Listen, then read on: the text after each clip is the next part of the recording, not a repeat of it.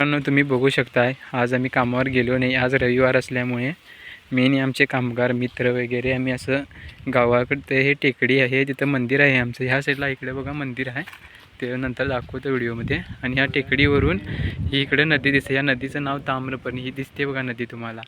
आणि हे इकडं ह्या साईडला हे कुदनूर दिसते, जरा असं लहान दिसत असेल बघा तुम्हाला साधारण. हा हे कुदनूर आहे बघा.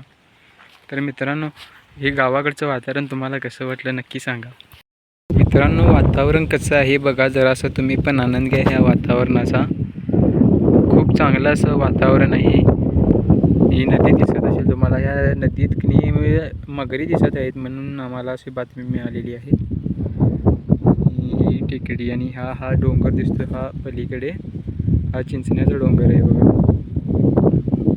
हे असं वातावरण संध्याकाळचं निसर्गरम्य वातावरण आम्हाला खूप आवडते. तुम्हाला कसं आवडते, हे कसं वाटलं आमच्या गावाकडचं वातावरण कमेंट करून नक्की सांगा. आणि ढग हे बघा किती छान दिसत आहेत, वारं पण छान आहेत. आणि इकडे बघा वरती दिसत असतील लहान लहान ते पक्षी, ती घार आमच्याकडे गरुड, आम्ही आमच्या गावठी भाषेत घार म्हणतो.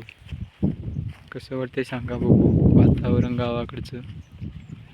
आम्ही दररोज इकडे फिरायला येतो, आम्हाला हे वातावरण खूप छान वाटतं. आम्हाला इकडून थोडं तरी चालून गेल्याशिवाय आम्हाला चैन पडत नाही.